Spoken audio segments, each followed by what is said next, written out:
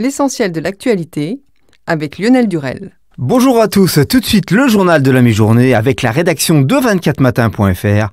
Voici les infos principales en France et à l'international pour ce mercredi 29 mai 2019. Les Chinois répliquent à Donald Trump. Le géant des télécoms Huawei a annoncé une saisie de la justice américaine contre l'administration, tandis que Pékin menace de réduire ses exportations de terres rares, des métaux vitaux pour l'industrie de l'oncle Sam, dont la Chine assure plus de 90% de la production mondiale. Un ensemble de 17 métaux indispensables aux technologies de pointe et que l'on retrouve dans les smartphones, les écrans plasma, les véhicules électriques, mais aussi dans l'armement. En attendant, l'Asie du Sud-Est, comme le Vietnam, espère être la grande gagnante de la guerre commerciale USA-Chine. Après l'attentat au colis piégé à Lyon, les 4 gardes à vue ont été prolongés, a-t-on appris ce mercredi de sources judiciaires. Ces 4 gardes à vue concernent l'homme soupçonné d'avoir fait exploser le colis, ainsi que celle de 3 de ses proches. Lors des perquisitions menées au domicile familial d'Oulins, dans la proche banlieue lyonnaise, des éléments susceptibles d'entrer dans la composition du TATP, un explosif, ont été retrouvés, a poursuivi cette source.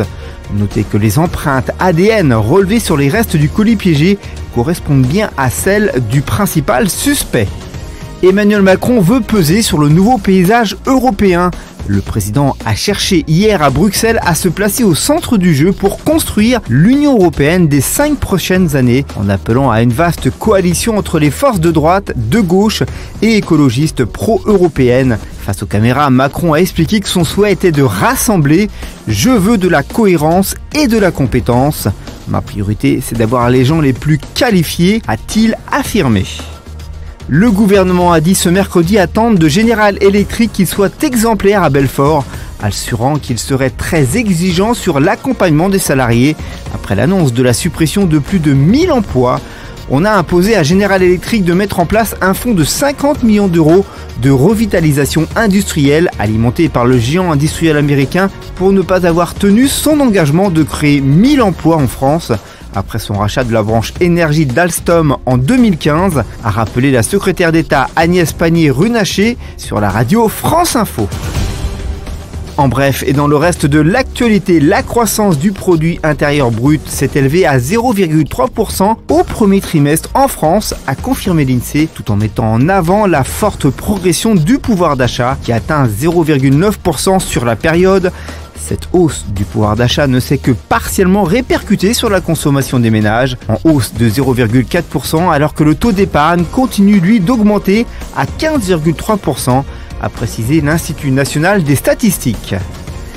Dans le Pas-de-Calais, une femme a perdu son bébé après avoir consommé un fromage contaminé à la listeria. Il s'agit du 2e cas mortel imputable à la société fromagère de l'Abri qui commercialise le coulommiers au lait cru qui était contaminé. En sport, décidé à quitter le Real Madrid, Sergio Ramos, courtisé en Chine, ne laisserait pas insensible le PSG. Après 14 années au Real Madrid, Sergio Ramos est déterminé à quitter la Maison Blanche. Plusieurs cadors européens seraient intéressés, parmi lesquels Manchester United, la Juventus Turin et le PSG. L'intérêt du club de la capitale a néanmoins de quoi surprendre. En effet, les champions de France comptant pour l'heure dans leur rang Marquinhos, Thiago Silva, Kimpembe, sans compter Thilo Kehrer, le plus souvent utilisé côté droit. Les perspectives ont grandement évolué du côté de Ferrari et l'alléchante saison à laquelle toute la Scuderia pensait se transforme en annus horribilis, à tel point que selon un journaliste anglais, Sebastian Vettel penserait à quitter le monde de la F1 à la fin de saison. Notez que ce n'est pas la première fois qu'une rumeur concernant la fin de carrière de Sebastian Vettel résonne dans le paddock. L'actualité du divertissement, l'édition 2019 du concours de l'Eurovision a été regardée par plus de 180 millions de spectateurs. Si l'on sait que la France a connu un pic proche des 7 millions de spectateurs lors du passage de Bilal Hassani.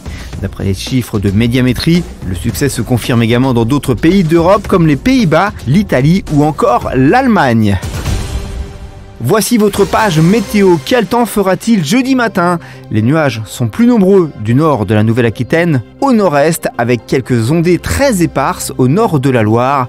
Au sud d'une ligne Bordeaux-Grenoble, le soleil est bien plus présent malgré quelques nuages bas matinaux. L'après-midi, les nuages restent très nombreux au nord de la Seine alors qu'un dégradé nuageux se met en place du nord au sud. Le soleil est généreux du sud-ouest aux Alpes. Concernant les températures, vous aurez jeudi matin de 8 à Aurillac à 16 pour Nice, 10 à Strasbourg, 12 à Lille, 13 à Bordeaux, 14 à Paris, Perpignan et Brest. Ce journal est terminé, merci de l'avoir suivi.